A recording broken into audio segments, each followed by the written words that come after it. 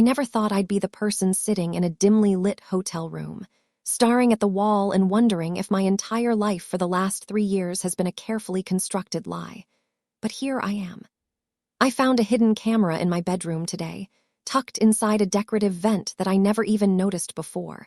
And before you jump to the conclusion that my husband Mark is a creep, let me stop you right there, because it wasn't him. It wasn't my partner who was watching us, which in many ways makes the reality of who was behind that lens 1,000 times more sickening. I am currently looking at a suitcase full of my belongings and a heart that feels like it's been put through a paper shredder, wondering how I could have been so blind to the monster in my own home. Was I wrong for the way I decided to expose the truth? Or would you have done the exact same thing if you realized your most intimate moments were being broadcast to someone you're supposed to call family? I really need you to be honest with me, because Mark thinks I went too far, but I feel like I didn't go far enough. Tell me, if you found out your privacy had been violated in the most disgusting way possible by someone you trusted, would you burn the bridge down or just walk away quietly? To understand how I got here, you have to understand my relationship with Mark and, more importantly, his mother, Diane. Mark and I met 4 years ago, and for the first 2 years, everything was like a dream. He was kind, attentive, and incredibly supportive of my career as a freelance graphic designer. When we decided to move in together and eventually get married, I felt like the luckiest woman alive. Mark's family seemed great at first, too. Diane was one of those mothers who was very involved, maybe a little too involved, but I chalked it up to her being a widow and Mark being her only son.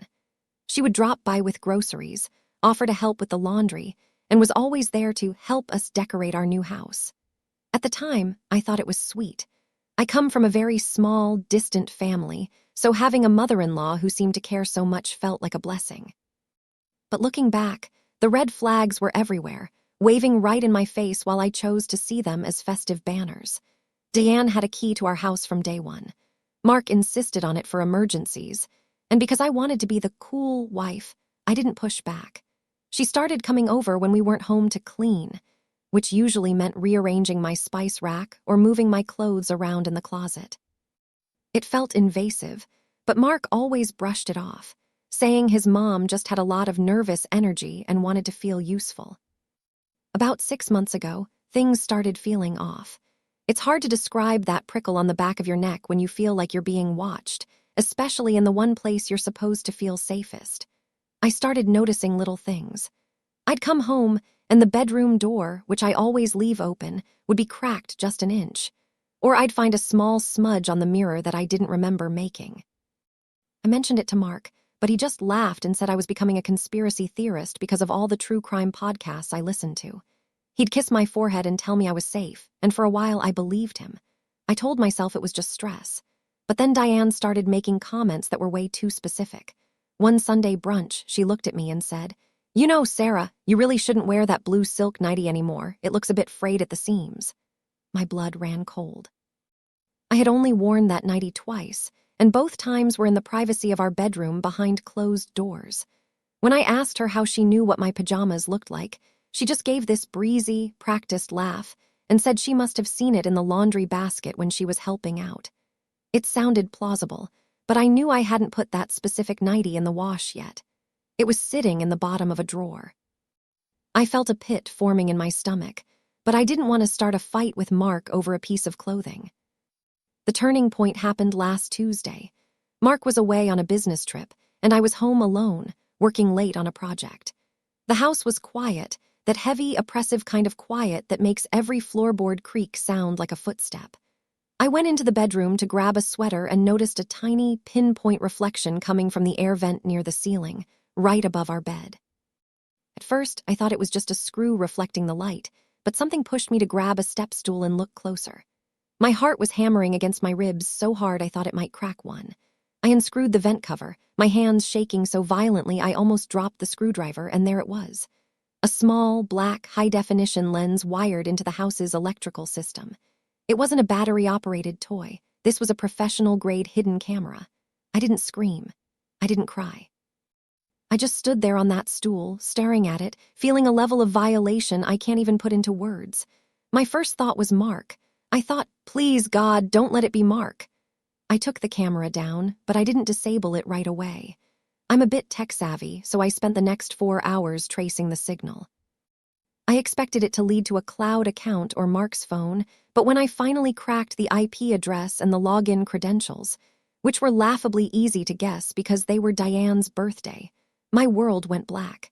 It was Diane. My mother-in-law had a live feed of my bedroom on her tablet. She wasn't just watching us sleep. She was watching us live our most private lives. So that's the situation I was in, and I had to make a choice. I was standing in my bedroom with the evidence of a disgusting crime in my hands, realizing that my husband's mother had been voyeuristically spying on us for months, if not longer. I felt sick. I felt angry, and more than anything, I felt a cold, hard resolve to make sure she paid for this. Before I tell you what happened next and how I chose to reveal her secret, I want you to pause and comment below. What would you have done in my shoes? Would you have called Mark immediately, or would you have waited to catch her in a way she could never deny? I need to know if you think my next move was justified, or if I should have handled it with more grace, as Mark likes to put it. I didn't call the police right away, and I didn't call Mark. I knew that if I called Mark while he was away, he might call Diane in a panic, and she'd have time to delete the footage or get rid of any other cameras she might have hidden. No, I wanted her to feel as exposed as she had made me feel. I spent the next 3 days acting like everything was normal. It was the hardest thing I've ever done, knowing that lens was there, though I had blocked it with a piece of black tape from the inside so she'd just see a dark screen. I invited Diane and Mark's sister, Chloe, over for a welcome home dinner for Mark on Friday night. I told them I had a special surprise to celebrate a big contract I had just landed. Diane was her usual smug self, acting like the queen of the house, even offering to help me freshen up the bedroom before Mark got back. I just smiled and told her not to worry about it. When Mark got home, he was exhausted but happy to see everyone. We sat down for dinner, and I could see Diane looking at her phone under the table, probably wondering why the bedroom feed was still black. I waited until we were halfway through the main course, and then I stood up and said I wanted to show everyone a presentation of our recent home renovations and some family photos. I hooked my laptop up to the big screen TV in the living room. Mark was smiling, thinking I was being sentimental. Diane looked bored. I started a slideshow of normal photos, us at the beach, the kitchen remodel, and then I clicked next. The screen filled with a screenshot of the login page for the camera software, with Diane's email address clearly visible in the saved user box. The room went silent. Mark looked confused, asking, "Sarah, what is that?" I didn't answer. I just clicked next again. This time, it was a recording I had recovered from the cloud storage associated with the account. It showed Diane herself, 3 weeks ago, standing on a ladder in our bedroom, adjusting the camera lens and checking the angle on her phone. Silence in the room was deafening. I turned to look at Diane, and for the first time in my life, I saw a person's face turn a shade of gray I didn't know was possible. She didn't even try to deny it at first. She just sat there, frozen. Mark was staring at the TV, then at his mother, then back at the TV. He looked like he'd been struck by lightning. "Mom," he whispered, and the sound of his voice breaking almost made me lose my resolve. But then Diane found her voice. She didn't apologize. She didn't cry. She stood up and had the audacity to say, "I was just making sure you were safe. You know how many break-ins happen in this neighborhood. I was looking out for my son." I lost it then. I told her that if she was looking out for his safety, she would have put a camera on the front porch, not over our bed. I told her she was a predator and a sick, twisted woman. Chloe, Mark's sister, was in tears, yelling at her mother to shut up.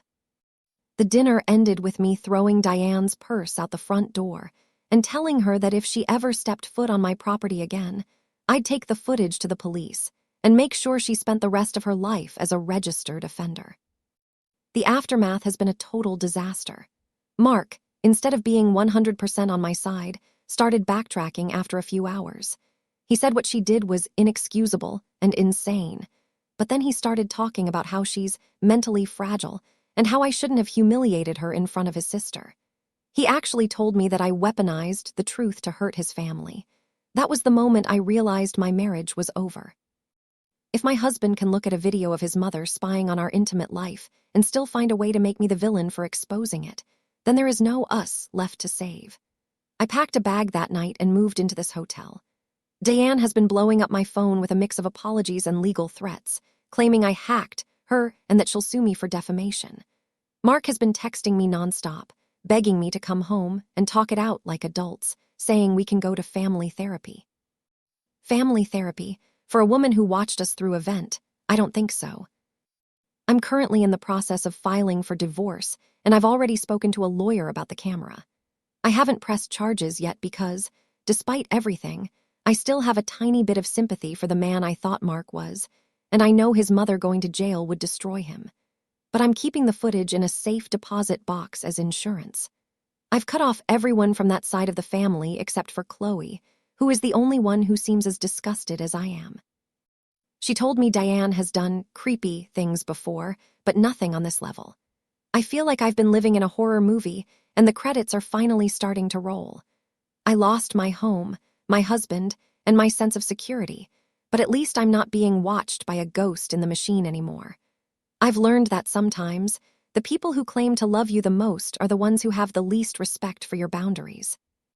Privacy isn't a luxury, it's a fundamental right, and I'll never let anyone take that from me again.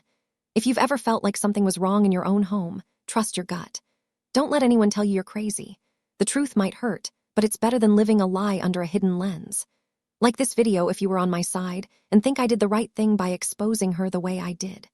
Subscribe for more stories like this where the truth eventually comes to light, no matter how buried it is. Share your final thoughts on this whole mess in the comments section. Did I go too far, or did Deanne get exactly what she deserved?